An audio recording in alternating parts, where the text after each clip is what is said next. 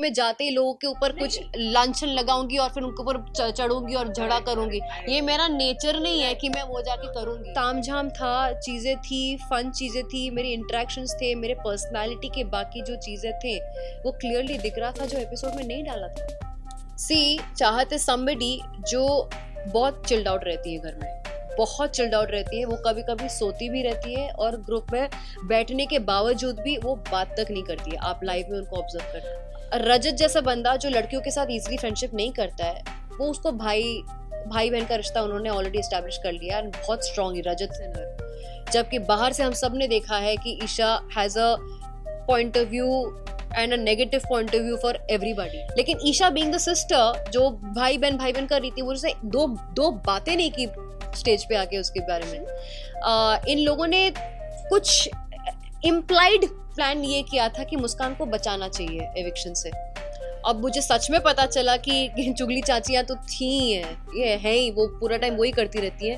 Having said that, मुझे उनके friendship से भी बहुत ज्यादा इंस्पिरेशन मिलती है। मुझे शिल्पा और जी आउटराइट फेक लगती है, बग्गा जी हिडन है, वो कन्वीनियंस के हिसाब से उतर चढ़ाव उनका रहता है। लेकिन शिल्पा जी, जब आप बाहर आए तो आपको कैसा फील हो रहा है? क्या आपको लगता है कि ये एविक्शन जो है वो फेयर एविक्शन था? मुझे लगता है कि पहली जैसे मैं बाहर आई, मुझे बहुत लोगों का प्यार दिखा, जहाँ पे लोगों ने बोला कि they really understood what kind of person I am. आप लोगों ने मुझसे कन्वर्सेशन तो किया है, लेकिन मेरी एक्चुअल पर्सनालिटी जो मैं रियल में हूँ वो भी आप लोगों ने देखा है। इस चीज़ का मुझे बहुत खुशी है कि मैं एक बहुत अच्छे इमेज के साथ बाहर आई हूँ।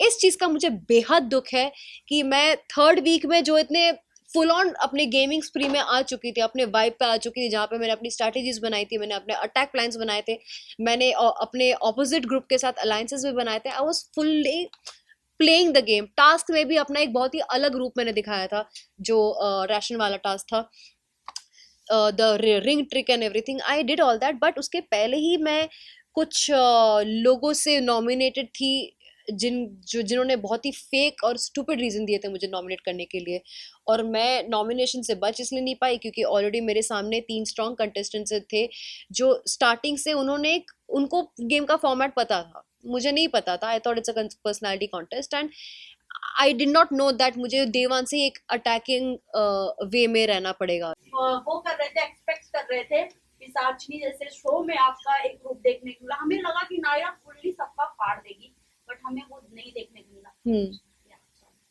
हाँ, देखने को नहीं मिला। नहीं, मेरा नेचर ये थोड़ी है कि मैं जाते ही लोगों के ऊपर कुछ लांछन लगाऊंगी और फिर उनके ऊपर चढ़ूंगी और झगड़ा करूंगी। ये मेरा नेचर नहीं है कि मैं वो जाके करूंगी। अगर मुझे पहले किसी ने ब्रीफिंग दिया होता कि नायरा ये गेम है अटैक का, आपको जाके जबरदस्ती इसकी पैंट लूज क्यों है, इसका वो क्यों लूज है, जाके मुद्दे बना के झगड़े करने होंगे, तो मैं 100% सोचती कि ये गेम मेरे लिए है कि नहीं। मुझे लगा था, मुझे बार बार बताया गया था कि ये आपको बिग बॉस नहीं देखना है ताकि आप ऑर्गेनिकली करो जो आपको करना है। एंड ऑर्गेनिकली आप जब किसी नए जगह पे जाते हो, आपको 1-2 हफ्ता लगता ही है आपके आसपास के लोगों को समझने के लिए और आपकी वाइब समझने के लिए, which was a very natural process. तो मेरा वही हुआ, तीसरे हफ्ते में मैं सब कुछ समझी, मैं स्टेबल फील करने लगी और मैं अपना गेम खेलना शुरू की थी। पहले हफ्ते में आपको एक बार वार्निंग भी मिली थी।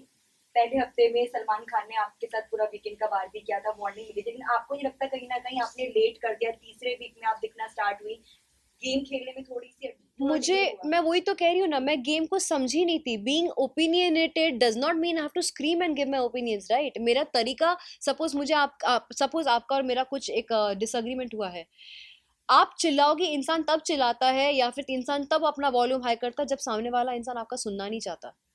बट मेरा तरीका ही है आपको बाजू में बिठा के बात करना, अपने ओपिनियंस उस तरह देना। प्लस लोगों को लगा था कि मैं बहुत डोमिनेटिंग हूँ, लोगों को लगा था मैं बहुत डोमिनेटिंग हूँ। मैंने जब लोगों को किचन के रूल्स बनाए या फिर बाथरूम के रूल्स बनाए, मैं इतनी डोमिनेटिंग थी तो लोगों ने मुझे चैलेंज क्यों नहीं किया? क्यों किसी ने मुझे काउंटर नहीं किया? क्यों किसी ने ये नहीं बताया कि मुझे कोई हक नहीं कुछ बोलने का, बाकी लोगों को डिक्टेट करने का? Why nobody challenge me? सब मेरी बात सुन के बैठ क्यों गए फिर? तो मैंने तो अपना काम निकलवा लिया ना लोगों से। नायरा, टॉकिंग अबाउट यू, जब आप घर से बाहर निकल रही थी, यू सेड कि guys it's okay, we knew it only, but जब आप बाहर निकली, we have seen your emotional side के इतने जल्दी नहीं, ऐसे कैसे, मैंने गेम अभी स्टार्ट किया था, तो व्हाट यू वांटेड टू से, एक्सपेक्टेड था ये चीज? मुझे लगता है कि सी मैं डिसअपॉइंट बाहर आके इसलिए हुई क्योंकि क्लियरली लाइफ में मेरा जितना तामझाम था, चीज़ें थी, फन चीज़ें थी, मेरी इंटरेक्शंस थे, मेरे पर्सनालिटी के बाकी जो चीज़ें थे, वो क्लियरली दिख रहा था जो एपिसोड में नहीं डाला था। और मुझे नहीं पता है कि वो एपिसोड में क्यों नहीं डाला था। मैं अज्यूम कर रही हूँ कि नहीं डाला था क्योंकि मेरा कोई पर्सनल फाइट नहीं था किसी के साथ। अभी अगर किसी के साथ मेरा पर्सनल नहीं फाइट हुआ है तो मैं जबरदस्ती जाके फाइट नहीं कर सकती ना, that is against my nature. तो उसको मैं क्रिएट कैसे करूँ? मैं समझी गेम को, मैं लोगों की असली चेहरे जब पहचानी तब मेरे को रियलाइज होने लगा कि मैं कैसे किस किस को एलिमिनेट करना चाहती हूँ, because I saw the real faces. But day one में जबरदस्ती किसी के साथ मुद्दा उठाना, इट्स नॉट पॉसिबल। हुआ ही नहीं मेरे साथ, किसी ने ना मुझे चैलेंज किया ना मैंने किसी को किया, सब तो मेरी बात मान के बैठे थे। सी चाहते समबडी जो बहुत चिल्ड आउट रहती है घर में, बहुत चिल्ड आउट रहती है, वो कभी कभी सोती भी रहती है और ग्रुप में बैठने के बावजूद भी वो बात तक नहीं करती है। आप लाइव में उनको ऑब्जर्व करना, उसके कुछ चीजों के वजह से, फॉर एग्जाम्पल बेड वाला जो मुद्दा हुआ था वो उन्होंने, आप अगर एपिसोड देखोगे, उन्होंने एक बार भी अपने मुंह से नहीं बोला कि मुझे स्नोरिंग या चीखने की वजह से बेड अंदर सोना नहीं है। घर वाले और ऐसे कई लोग हम देख रहे हैं जो घर वाले अंदर ही अंदर एक दूसरे का नाम कर, जैसे अविनाश के साथ ईशा का जोड़ा जा रहा है और करणवीर के साथ चुम को लेके छेड़ रहे हैं। तो आपको क्या लगता है कौन सा रियल कपल आने वाले टाइम में बनेगा या फिर क्या फेक दिख सकता है, या बिग बॉस के लिए सब करते हैं? मुझे लगता है करण एंड चुम का हो सकता है, हो सकता है, क्योंकि गेम के लिए रियल तो रियल फायर मैंने किसी में भी नहीं देखा है, सच कहूँ तो। See Isha, Isha is very intelligent girl.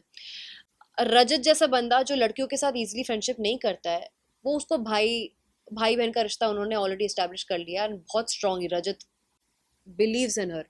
जबकि बाहर से हम सब ने देखा है कि Isha has a point of view and a negative point of view for everybody, all of us have seen that. तो जिस दिन रजत को शॉक मिलेगा उसको उस दिन शॉक मिलेगा। हैविंग सेड दैट, उसको थोड़ा सा अपसेट भी हुआ था जब वोटिंग हो रही थी स्टेज पे, एंड रजत के लिए किसने, बग्गा भाई ने किसी के लिए, बग्गा भाई ने शायद करणवीर के लिए दो शब्द बोले थे, करणवीर इसके लिए। लेकिन ईशा बीइंग द सिस्टर जो भाई बहन कर रही थी, वो उसने दो बातें नहीं की स्टेज पे आके उसके बारे में, रजत के बारे में। सो उसको वो डिसअपॉइंटमेंट लगा था। सेकंड सिचुएशन, इन लोगों ने कुछ इम्प्लाइड प्लान ये किया था कि मुस्कान को बचाना चाहिए एविक्शन से। उस टाइम पे ये एक चल रहा था कि हमें मुस्कान को बचाना है एविक्शन से, ओके।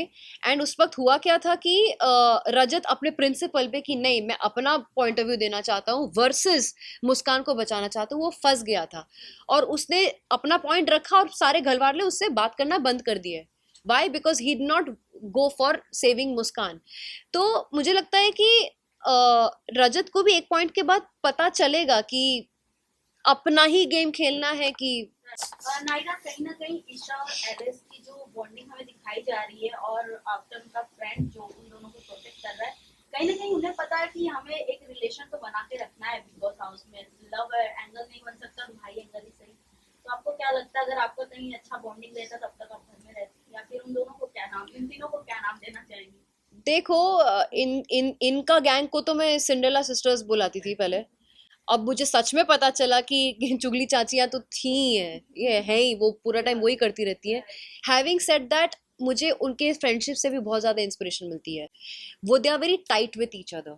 भले ही वो लोग घर के लिए थोड़े वैसे टाइप के हैं, सिंड्रेला सिस्टर्स जैसे हैं, जो उसका भी उसके साथ रह के उसको भी बहुत ज़्यादा वो करते हैं, but at the same time I really, मुझे अंदर से बहुत इच्छा भी होती थी कि काश मेरा भी ऐसा बॉन्ड किसी के साथ था।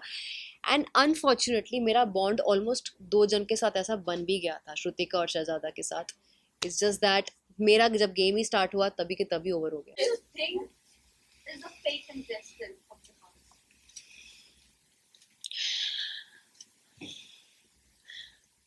मुझे शिल्पा और जी आउटराइट फेक लगती हैं, बग्गा जी हिडन है, वो कन्वीनियंस के हिसाब से उतर चढ़ाव उनका रहता है, लेकिन शिल्पा जी वो बहुत ही विक्टिम कार्ड प्ले करके बहुत सेफ खेल रही है, एक तरफ विविन और एक तरफ करण को रख के। She is like you know being trying to protect herself, क्योंकि विविन इस गैंग का लीडर है, करण इस गैंग का लीडर है, and she is in the middle. एंड वो अपना ओपिनियन दे देती हैं बट वो फाइटिंग स्पिरिट नहीं रखती हैं, like you know to make a difference probably. So I think she's playing that safe victim wala zone. आपको जो एक टैग दिया गया है, ये बहुत ही गलत किया गया है, टैग मिला है।